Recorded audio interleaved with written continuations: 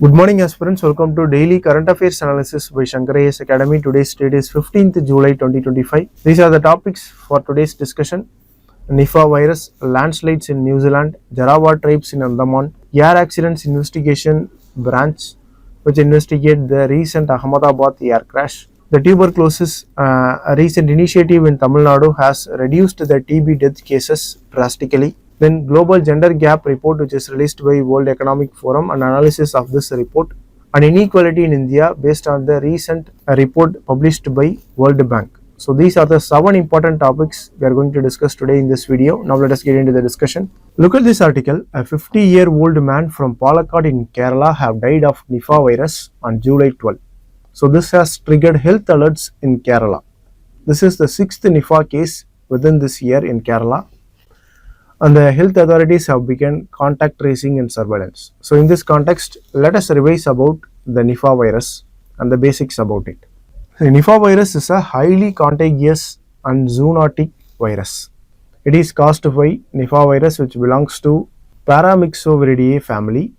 The first outbreak of Nipah virus happened in Malaysia in 1998.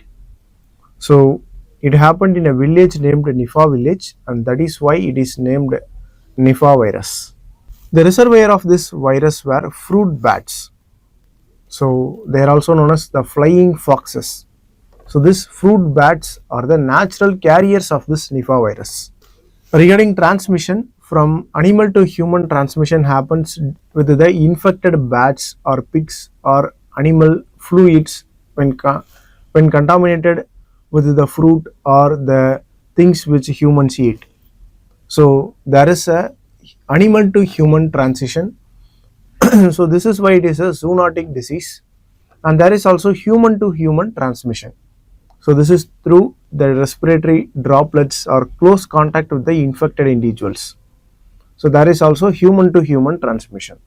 There is no approved cure or approved vaccine for this Nipah virus as of now. Only the supportive care can help the patient. There are experimental drugs like ribavirin which can help with treating symptoms, and only the prevention is a cure for this virus. Now look at this prelims practice question. Consider the following statements regarding Nipah virus.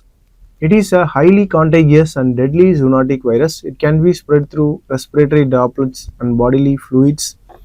The infection can cause inflammation and seizure.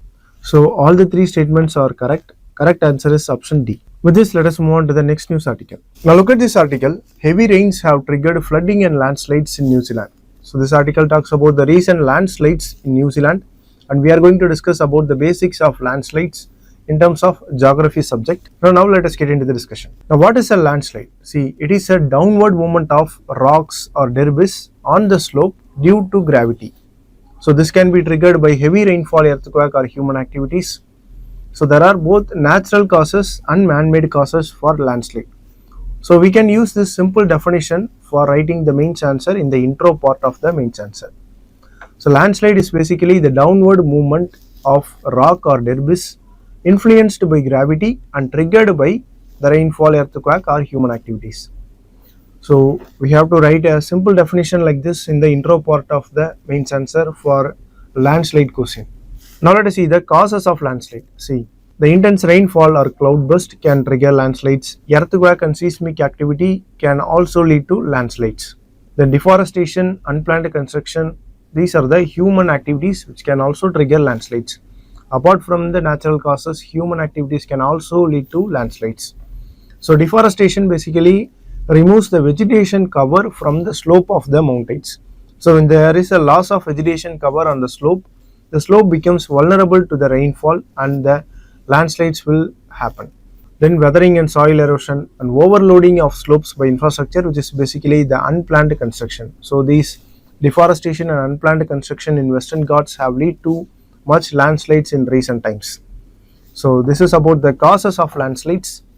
Now let us see the most affected regions. So there are 3 important regions which are most affected by landslides. One is Himalayan belt, another one is Western Ghats, and then the northeastern states.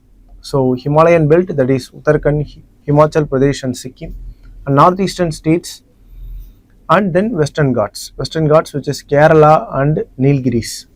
So these three regions, one is Himalayan belt, another one is Western Ghats, another one is northeastern states. So they are most vulnerable to the landslides in India. Then there are types of landslides like Derbys flow, rock falls or mudslides.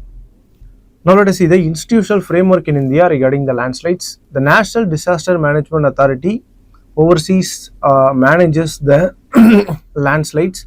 So this is the nodal agency for landslide management in India, and they functions under Ministry of Home Affairs. So please note that this is an important point. And then the technical support is provided by Geological Survey of India. They give the landslide hazard zonation map. So this map can be used to identify the areas which are most vulnerable to landslides. This Geological Survey of India functions under Ministry of Mines. Then Indian Meteorological Department and Ministry of Earth Sciences also offer the meteorological support and technical support. Now look at this prelims practice question. Consider the following statements regarding the landslide disaster management in India. The Ministry of Mines is a nodal ministry for landslide mitigation in India. The statement is incorrect. The Geological Survey of India is responsible for preparing landslide hazard zonation maps. The statement is correct. So the correct answer is option B, 2 only. With this, let us move on to the next news article. Now look at this article. It discusses that upcoming inclusion of Jarawa tribe, which is an indigenous group in Andaman Nicobar Islands. So they are going to be included in 2026 to 2027 Census of India. So experts are saying that reaching the tribe for enumeration will not be difficult because government has been long-term engaged with the tribe and they are carrying out the healthcare efforts and trust building with the tribes. So in this context, we are going to discuss about this Jarawa tribes in Andaman Islands. They are indigenous tribes of Andaman Islands and they are one of the world's oldest surviving hunter-gatherer communities. So they are about the population of 260 in 1998, and in 2011 census they were recorded about 380 individuals, and in 2025 there will be at least 647 individuals, which is the latest estimate. So their population is just 647 and they are classified as particularly vulnerable tribal group by the Indian government. They were nomadic hunter-gatherers and they live in a band of 40 to 50 individuals. They mostly depend on hunting, fishing and foraging. They use bow and arrows and traditional methods for food and protection. And they mostly live in the middle Andaman Island and South Andaman Island. Surprisingly, they do not have any lifestyle diseases like diabetes, hypertension or heart issues. They have a strong immunity and they rely on traditional medicine. The life expectancy of this Jarawa tribe is about 50 plus years. Regarding the government initiatives, they are protected under Andaman Nicobar Islands Protection of Aboriginal Tribes Regulation 1956. The land of these tribes is notified tribal reserve and they have restricted access to outsiders. As I said earlier, these tribes are categorized as particularly vulnerable tribal group and they are eligible for targeted welfare schemes. So the government has been engaging with them for a long term of years and they are providing the health care needs and the support necessary for these tribes. So this will be easier for them to calculate the population for 2026 census. Consider the following statements regarding Jarawa tribe in Andaman Nicobar. They are mostly inhabited in the middle and southern Andaman Islands. They are classified as particularly vulnerable tribal group by the government. The first statement, second statement are correct. In recent times, there has been a decline in Jarawa population is due to highly contagious and deadly zoonotic virus. Now the third statement is incorrect because there is an increase in population. So the first two statements are only correct. So the correct answer is option A. With this, let us move on to the next news article discussion. Aircraft Accident Investigation Bureau, AAIB. So this body has released a preliminary report on the Air India Flight 171 crash in Ahmedabad recently, which killed 241 out of 242 passengers on board. So the report of this institution has revealed that both the engine fuel control switches were moved from run to cutoff, which is seconds after the takeoff of the flight. So there are questions about the possible mechanical malfunction or human error. So this is what the article is talking about, and in this context we are going to discuss about the Aircraft Accident Investigation Bureau. It is a nodal agency to investigate regarding the aircraft crashes and this functions under the Ministry of Civil Aviation. So it was established in 2012 to ensure the independent investigation, and this is separate from other regulators. So there are Director General for Civil Aviation, and this is a separate body from those institutions. The legal backing for this AAIB is Aircraft Act of 1934. This AAIB is responsible for classifying the safety occurrences involving the aircraft, whether it is accidents or serious accident or incident. So this safety occurrences classification is responsible of AAIB, and this body also investigates the accidents and serious incidents involving the aircrafts. It may also investigate the other incidents even if they do not meet the above criteria, that is serious incidents or accidents. So this body is to investigate the serious accidents involving the aircrafts. Now this is the functions of AAIB. Firstly, it conducts the investigations. It can investigate all the civil aviation accidents and serious incidents in Indian airspace, and it can gather evidence and crucial data. The data from flight data recorder and cockpit voice recorder both are extracted from the black box of the aircraft, and it can also collect samples and wreckages from the incident site and can investigate the eyewitnesses accounts and personal interviews. So these are the things by which it collects the evidence for the aircraft crash, and it can also analyze and recommend the data to identify the root causes of the aircraft crash. It also issues the safety recommendations which are aimed at preventing the further aircraft crashes. So this AAIB also publishes the final investigation report. So recently it published the report regarding the aircraft crash at Ahmedabad. The final report of AAIB is also forwarded to International Civil Aviation Organization. Now look at this prelims practice question: under which of the following legal provisions does AAIB operate? Aircraft Act 1934, Civil Aviation Investigation Rules 2008, Aircraft Investigation of Accidents and Incident Rules 2017, International Civil Aviation Organization Annex 13. So here the option 1, 3 and 4 are correct. Aircraft Act 1934, Aircraft Investigation of Accidents and Incidents Rules 2017, and International Civil Aviation Organization Annex 13. So Civil Aviation Investigation Rules 2008 does not come under this AAIB mandate. So with this, let us conclude the discussion and move to the next news article. Now look at this news article. Tamil Nadu has reported a notable reduction in TB case death.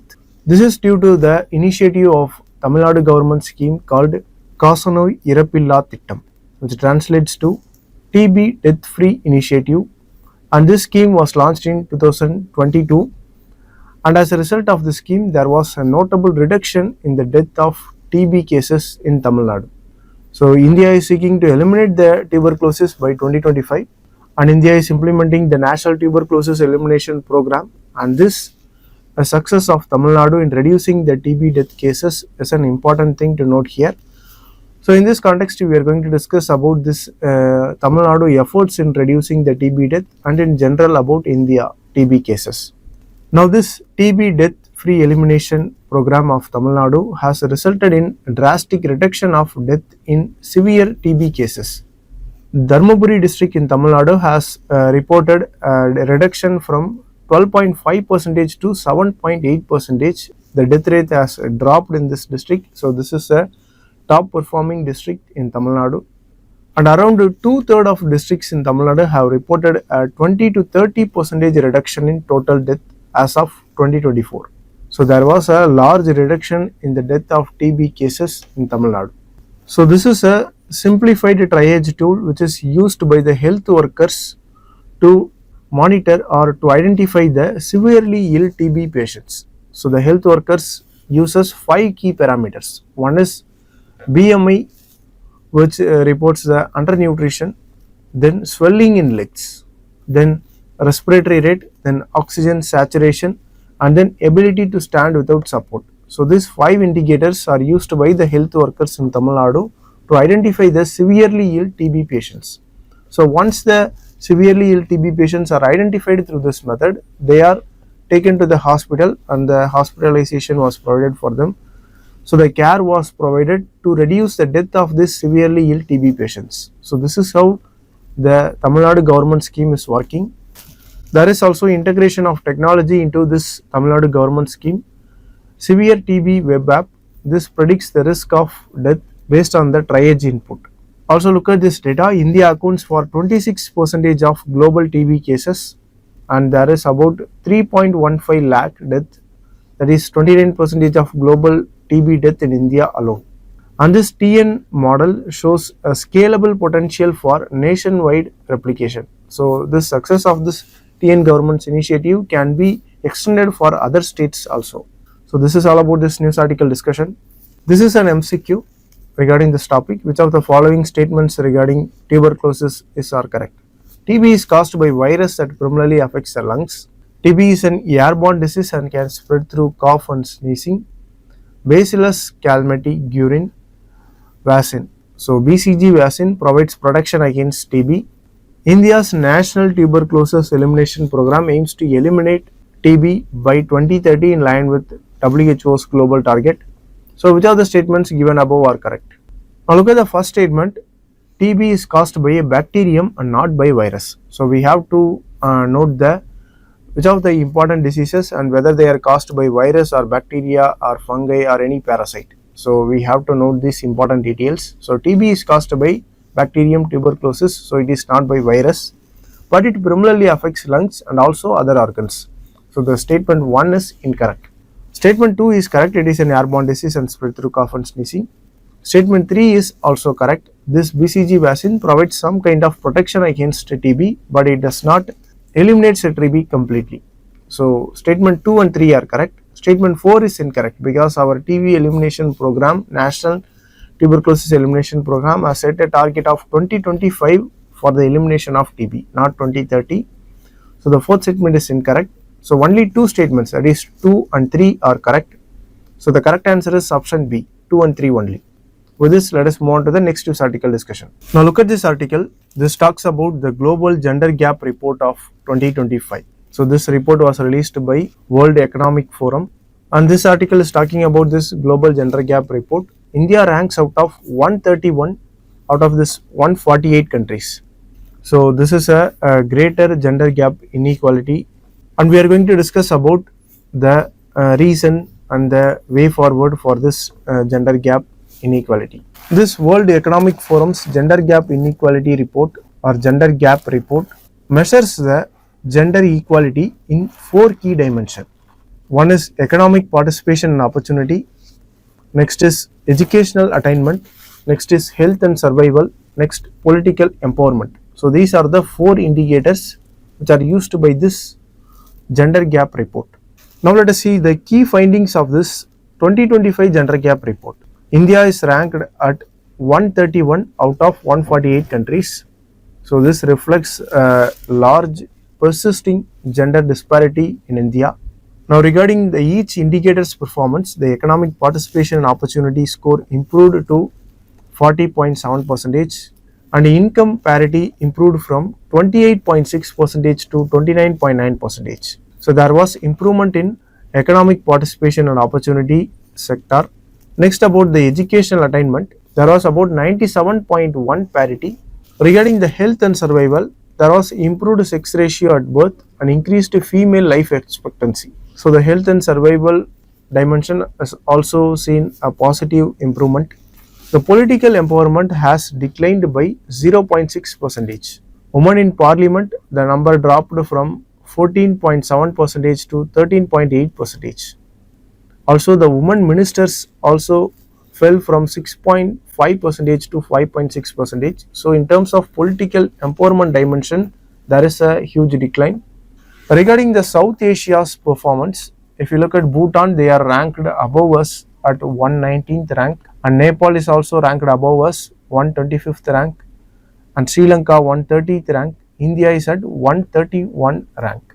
Pakistan is ranked at 148, which is the lowest in world level. Now these are the structural causes of gender inequality in India. First, there was skewed sex ratio, lower female life expectancy, and many anemia cases in women. So it is about undernutrition. But this indicator has recently improved in India. There was a good health and survival dimension in India because there was improved female life expectancy and a greater sex ratio at birth. Then about economic inclusion, there are high wage gap and more women involved in informal work.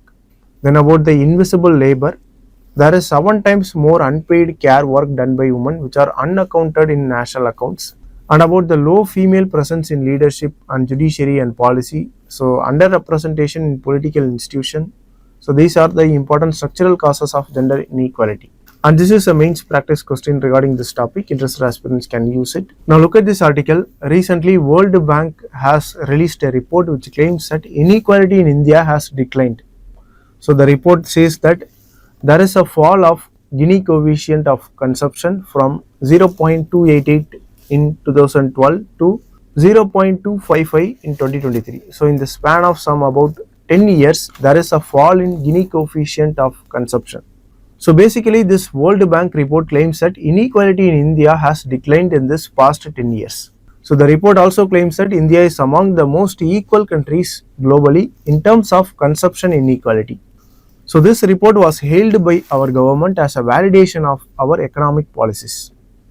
However, there are also controversies regarding this calculation of inequality and about this World Bank report. So this is what we are going to discuss in this article discussion. Whether the World Bank report measures the correct inequality, whether this measurement of this World Bank report is a correct reflection of our inequality in the country. The report of World Bank focuses on consumption inequality and not on income or wealth inequality. So we have to note that this World Bank report only focuses on the consumption inequality. So the consumption inequality has decreased in India. So we may say India is more equal country. But still the income inequality and wealth inequality is not taken into account because the income and wealth inequality is very large and very high in India. There is also Gini coefficient which is mentioned in the news article. This Gini coefficient means the number ranges from 0 to 1, and when it moves towards a 1 it is extreme inequality, and when the number is close to 0 it is perfect equality. So this Gini coefficient is used to measure the inequality in societies. So this World Bank report has measured the consumption inequality based on the Gini coefficient, and this Gini coefficient number has decreased. So it means India has reduced the inequality.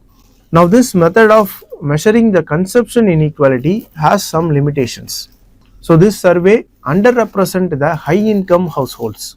The changes in survey methodology between the years also hinder the comparability because some years are accounted for income or wealth inequality and some years are accounted for the consumption inequality.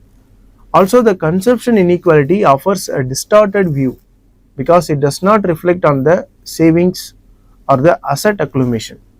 So it does not determine whether the individual is earning much or low, whether they are having a proper income or having the wealth. So this only talks about the consumption equality. So this is why there are many limitations for this World Bank report measurement of inequality. Now there are various methods to calculate inequality. One is the household survey. So it captures the consumption but poorly reflect on the income level. Then tax data. We can also use the tax data to calculate the inequality. So this provides insights into the top end incomes. So it is also an inadequate method to calculate the inequality because not many people are paying, not much of the population is paying the tax. So this is also not a proper method to calculate inequality. Next one is national accounts.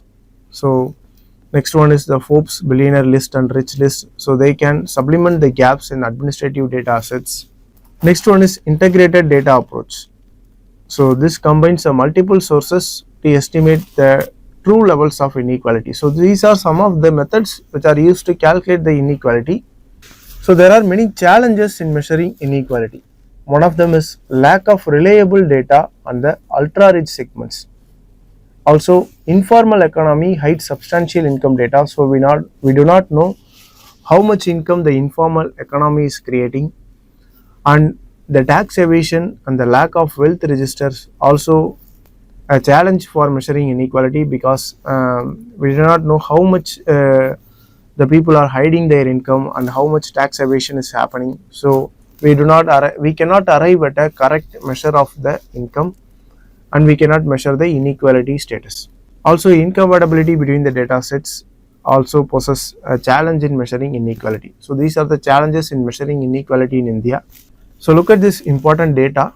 Top 1% in India hold 40% of national wealth, and top 65% of national wealth is accumulated with the top 10% of population, and the bottom 50% owns only 6% of India's wealth. So this is about the income and wealth inequality. So this inequality is very high in India, and it is not reflected in the recent World Bank report on inequality. So this is a mains practice question regarding this topic. World Bank's claim of low and falling inequality in India are misleading and ignore the deeper trends of income and wealth concentration. So critically evaluate the statement in the light of recent data on inequality trends in India. So interested aspirants can try to answer it, because answer writing practice only improves our mains preparation. With this, we have come to the end of the discussion. If you like the video, please share it with your friends, and don't forget to subscribe to Shankar IAS Academy YouTube channel. Thank you for watching.